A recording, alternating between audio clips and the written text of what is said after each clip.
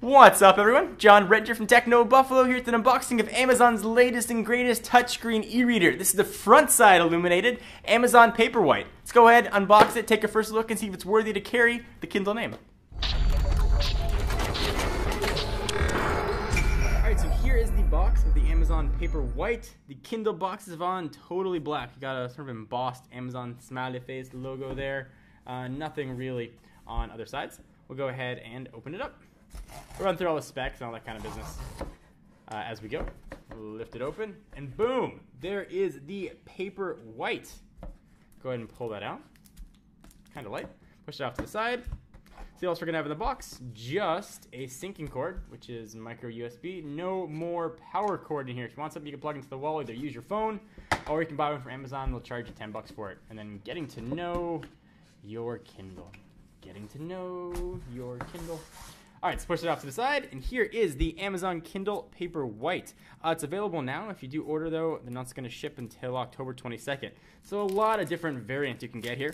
You can get one with ads, without ads, with 3G, or without 3G. If you want to go the cheapest route possible, it's going to cost you $119. It's going to get you no 3G, and you're going to have to look at a few ads, which I didn't find that obtrusive on previous generation Kindles.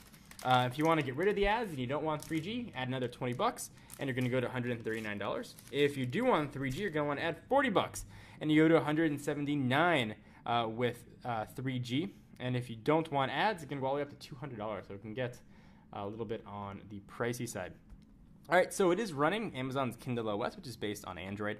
From a dimension standpoint, 6.7 inches, 4.6 inches by a pretty thin 0.36 inches, and it weighs 7.5 ounces. It's got a 6-inch Paperwhite display with 212 ppi and 16 level grayscale. Battery life, it's going to depend on usage, but they say you'll get actually close to 8 weeks. Internal storage, it's got 2 gigs of internal, nothing expanded. That's down from 4 from previous generation Kindle Touches. Again, 3G or Wi-Fi. This is just the Wi-Fi only model here, and it's got 2-point multi-touch browser, and actually you can use a web browser in here as well. And it's got auto sleep or awake with an optional case. So let me go ahead and give you guys a tour, then we'll turn it on. So it's got a soft touch feel to the back. There is, I don't know if you guys can hear that, but between the back and the battery, or the components, you can actually press it and feel it. So you can get that on camera even. There's definitely makes the build quality feel less than outstanding to have that indent as you push on the back of the device. And that would just be as your fingers were holding it. You can really feel it, and it makes a very audible noise. So we've got your charging port, and you got your power and lock button. No more audio out, so no more speech to text on this guy either. Nothing on the top, nothing on the sides. You don't have any speaker or audio in. Not going to have any volume buttons. So let me go ahead and power this guy on. I'll give you guys a quick tour of the operating system. Alright, so here is the home screen of your Amazon Kindle Paperwhite. It's going to look very familiar to those of you that have used a Kindle Fire in the past. So on the bottom, you've got best-selling books. You can scroll through and find way more books that Amazon wants you to buy. There are those ads that I mentioned. Again, you can opt out of them for $20 if you find them annoying. So interesting things going on here. First, you can see all the things you've got on your device. I don't have very much here. You can also download books from the cloud. So my grandfather's got a Kindle that's on my account. He's quite an avid reader. So he got 13 pages of stuff I could go through and find what I want to look at. So we'll go back and go home. And take a look here at the top. So there are a few different gesture areas. So if you want to go home, you tap the top, and you're going to get this menu that you see right here. And you can adjust a lot of things here, including the Paperwhite's glow light. I don't want to call it glow light since this is competing with the Barnes & Noble Nook with glow light. But you can pull it all the way down. It looks just like a standard e-reader. You can pull it up to get all the illumination that you would like. There we go. You can drag it up or drag it down. The middle, though, seems to be pretty nice. So on the Amazon, or the Kindle Nook, rather, with glow light, you could see where the light was coming from. You could see that it was sort of shooting out. On the Paperwhite, it's really hard to see where that light is emitting from. It looks like, though, there are 4 on the top and bottom, making for a very even lighting experience throughout. So it appears to be very nice. The refresh rate here is also really strong. So let me go ahead and show you some things. I'll go ahead and jump into would be a book. Actually, let's go to the Kindle User's Guide, for example. We'll open it up, and I can show you some of the options. So no home button here, nothing to switch or hit pages. If you want to turn pages, go ahead and tap. If you want to go back, you can go ahead and turn tap, and very quick refresh rates. If you want to go home, go ahead and tap the top, and it'll pull down a menu where you can go home, you can go to X-ray. If you're in a book, what X-ray is going to do, it doesn't do much right now, but it'll tell you how many times a character's name is mentioned. Sort of like an advanced table of contents. So we'll go ahead and we'll go back again. Go ahead and go back to the book.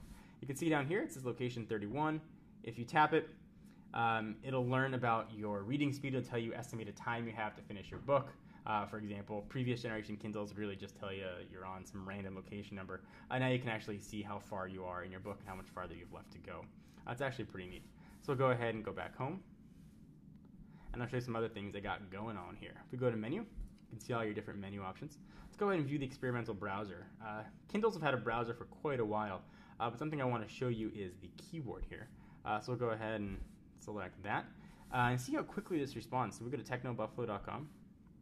You almost don't realize that it's even a refreshing e-ink display, and it almost feels like a regular LCD screen. Refreshes very quickly, the quickest I've seen actually of any device. So we'll go to technobuffalo.com and let's see what it looks like. So status bar progresses. You get Techno Buffalo, immerse yourself in technology shows up. I will give a disclaimer, I have not tried this yet on the device. This will be a very first time. We'll see if multi-touch works. And then we've got article content queuing up here. So let's see if we have any sort of multi-touch on here. This claims that you can do 2-point multi-touch. So I happen to have 2 points right here. We'll let it finish loading and we'll give it a shot. I want to give it the full chance for success. So we can go ahead and while that's loading, you can scroll down and see different content. And the status bar is done. So let's see if we can zoom in. And you can. You do have multi-touch pinch to zoom on the Kindle Paperwhite. So give them credit. All right, so let's go back and go home. Take a look at the store real fast. And you can see what the store looks like here. See if we've got a refresh from the previous generation, Kindle Touch.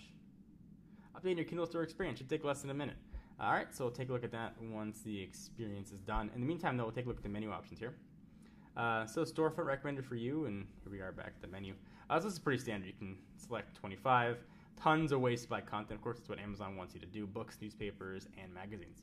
So look at this guy, a full review. I will use it as my daily reader. If you have any recommendations for books, or otherwise I'm going to go back and see what my grandfather's read and see if I can find something interesting. Anyway, guys, this has been a hands-on first impressions of the Amazon Kindle Paperwhite. I'm John Rettinger from Techno Buffalo, and I'll see you in the next video.